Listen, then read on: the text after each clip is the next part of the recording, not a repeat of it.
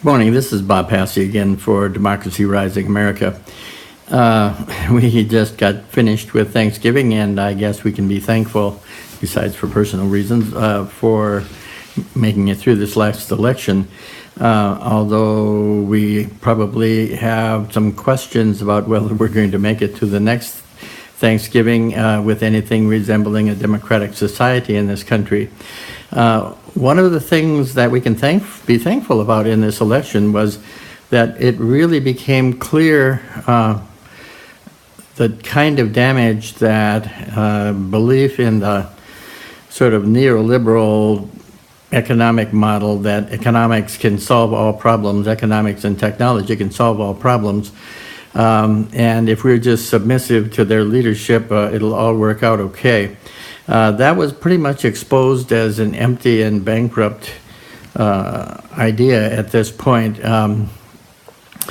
And I would say that what the Donald Trump winning has done is it forces us to confront the fact that rule by the economic elite is not a viable thing, and it has been destroying us actually for several decades now.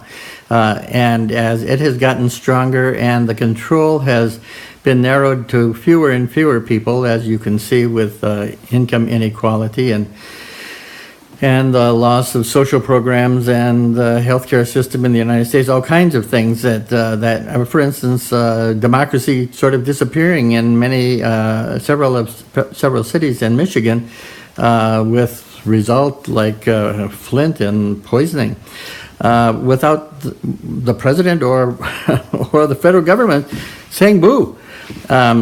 So if the only reason that we're going to do things is for economic reasons, we know it's clear now that all of us are going to be losers. And finally, we're confronted with somebody who is wants to run the country, appears to be like a CEO, or basically pretty much authoritarian kind of government. Now, let's look just a minute at what happened in this last election. You may think that it would have been so much better off if Hillary had won, but that's not true. We would have just stayed in that illusion that somehow the economic programs of the economic elite and that closed group were going to save us, and with technology and somehow the trickle down that they've stopped pretty much all the leaks and there's no trickling anymore, was going to get us. We would have simply gone along in a more submissive way, I would think. But now we have no choice.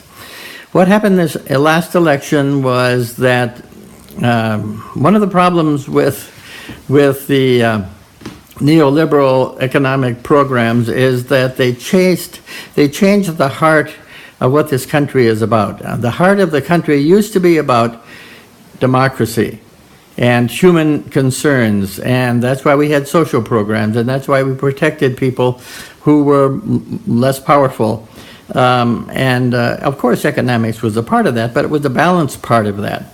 The economics were there to support the democracy. Basically, the neoliberals took the heart out of the country. They changed it into kind of a ledger and a cash register where they totaled up how successful they were with kind of gobbling up life and monetizing it and changing it into wealth. Well, they were destroying our lives too. So corporations, for instance, are perfect examples of what that's about. Corporations basically eat up all living resources, both natural and human, and they digest them into wealth that goes into the pockets of the upper class and the academic elite. But they take the heart out of everything, and they destroy life. I mean, goodness, I could give you 1,000 examples of that, and you know them all. So Hillary was really one of the spokespeople for continuing that direction. And sorry to say, Obama was doing that, the end of the Clinton administration before that. Certainly all the Republican presidents in recent history were on that track. But we had lost the heart.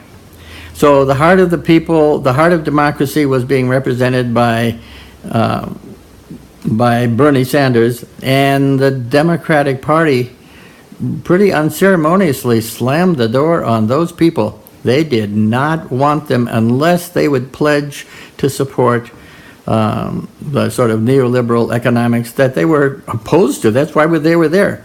So they were closed out, and so we had this kind of dead system that wasn't working anymore. And the result is that there was another group of people who were almost disenfranchised and forgotten, whose heart was passionately angry and frustrated, and Trump figured out how to use them for his candidacy. He used them as a platform to install himself to be a CEO of America, and to put into effect authoritarian measures. Remember, he's going to be in control of the best military in the world. He's going to be in control of the, certainly, technically, the most effective security state that's ever existed in the world. And we are left with, either we stand up and say, we will not accept this, forget all the rules, we just are not going to accept this, and we insist on democracy back, and we will not go here, the game's over. I mean, this is, if we've been disempowered, we better figure out where our power is as citizens and stand up. And I see those things happening. At any rate, this is the final confrontation. And the economic elite are just fine with Donald Trump. And if you don't think so, just look at what's happening with the stock market. They're okay. He will protect them. He's not going to turn the populace loose on the economic elite. He's one of them. So we better, this is not about, we have to stop being angry about it. This is a done deal. It's happened. Now we need to figure out how to stop it. It would not have been necessarily better for Hillary to have won.